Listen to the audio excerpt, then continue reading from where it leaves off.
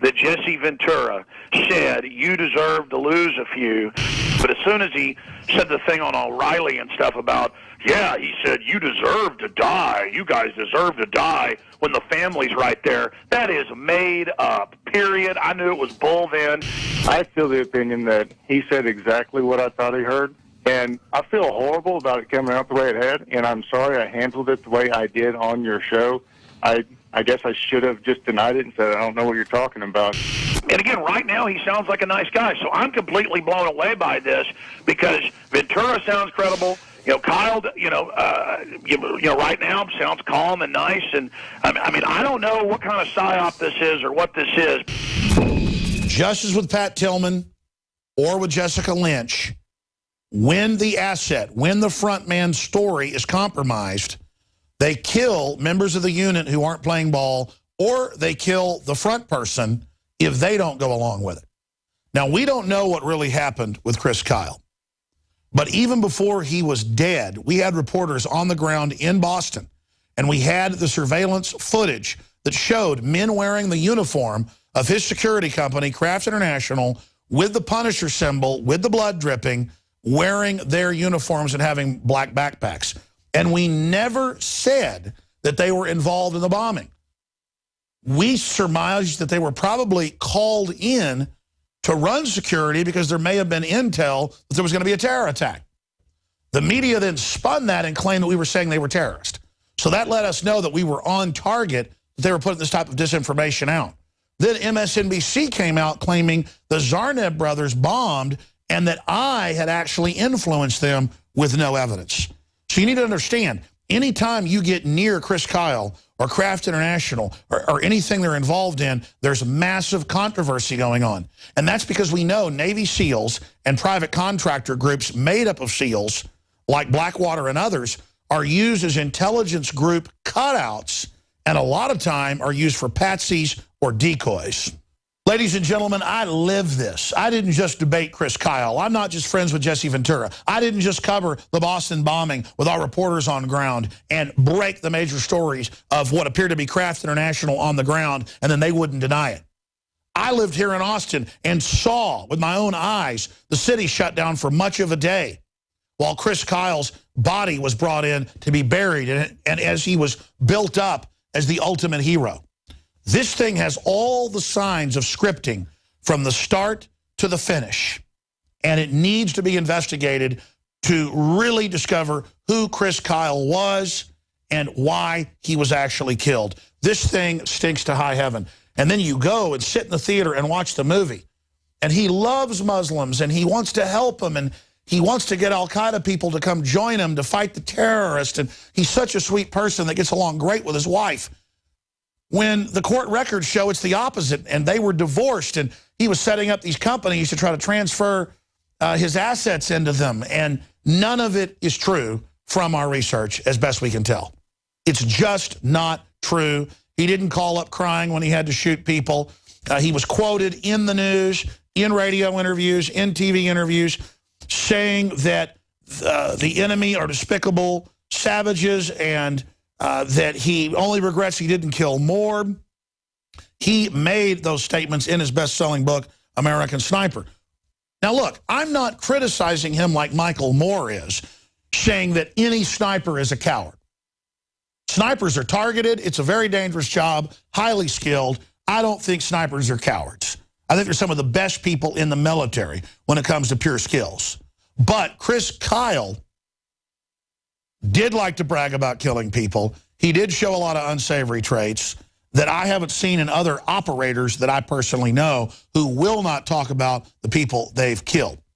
And the system will purge people that have been willing servants of the system like Chris Kyle. Did he get a conscience at the end?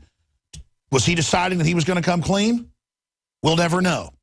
Because now, sitting there in the movie theater, at the end, you get to see everyone cry when they show real footage of his funeral when he's buried like George Washington or something. This is part of living in this modern propaganda state.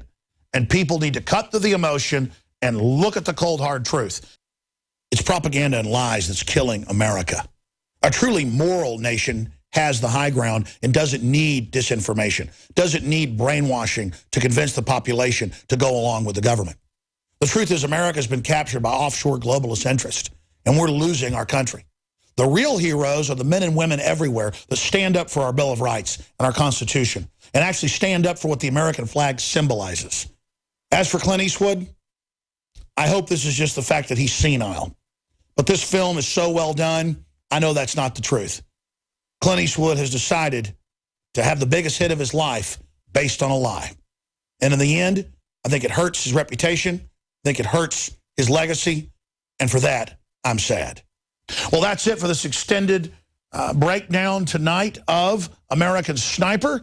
I'll be back tomorrow live on the radio, 11 a.m. to 2 p.m. Central Standard Time with a syndicated radio broadcast. And please, never forget, if you're watching this transmission, you are the resistance.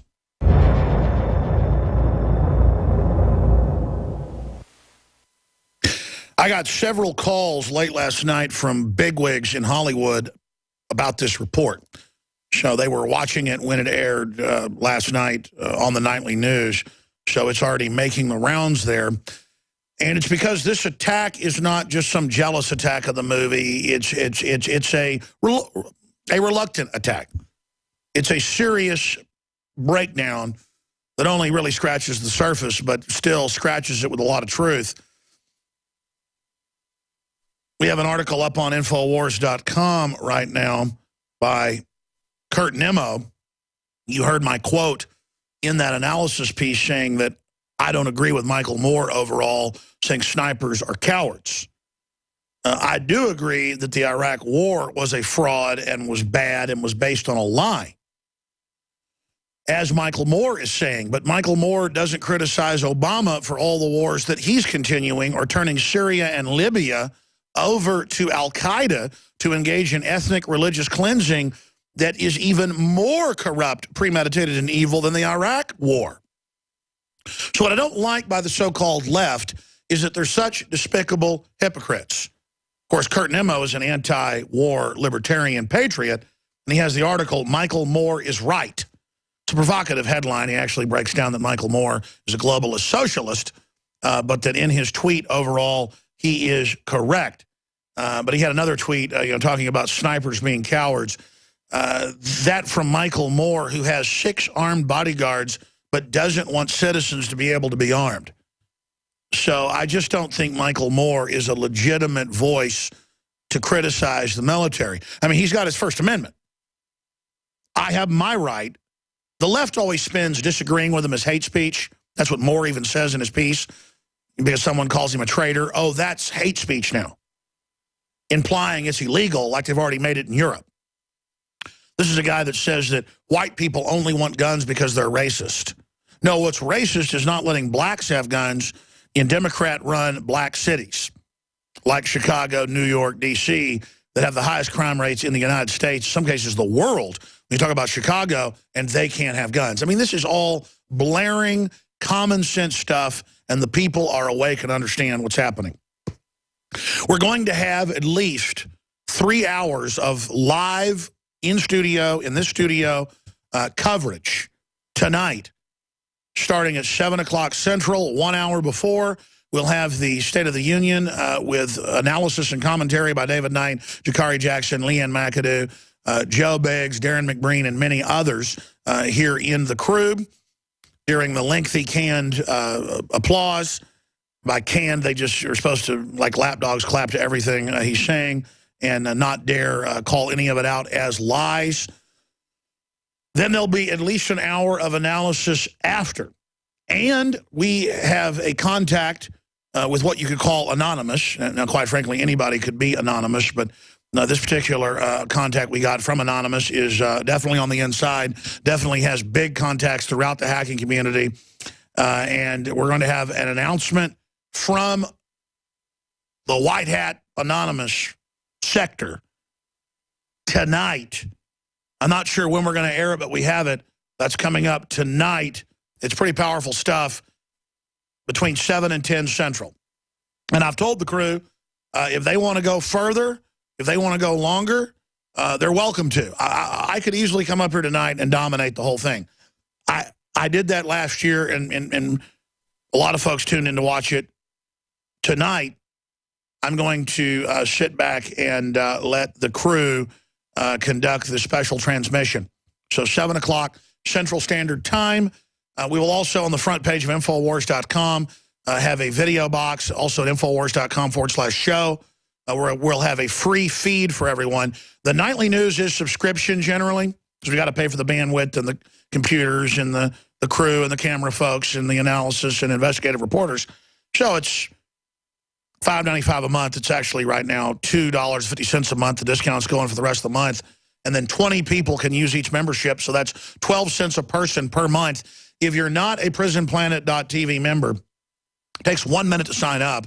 You're supporting the absolute very tip of the spear in the fight for Americana, Renaissance, basic freedom, classical liberalism, the opposite of the socialist/communist/fascist implemented system, with fascist worldwide above it, tax exempt, with diplomatic immunity, using communist socialist tactics to domesticate the slave population. That's the real paradigm. And that paradigm continues to get out. It's game over for the globalists. It's game over. They've always sold opposition in Latin America, Asia, and Africa, and the Middle East as be a communist and then fight capitalism when this isn't capitalism we're living under.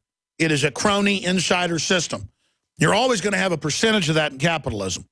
But now it's becoming the dominant sector, and it's why you've got 0.1%, not 1% with half the wealth, and it's projected within 5 years to be 70+%. Because they're waging financial war on the population. That's what's happening. That's what's unfolding. Now, what are we going to be covering today? I went to drudgereport.com this morning at about 7 a.m. after I checked Infowars.com and PrisonPlanet.com, and I saw USA Today. The new headline is Humanoids Hold News Conference, Interview Baby.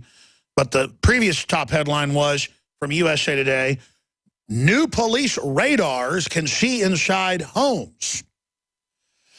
This very radar is in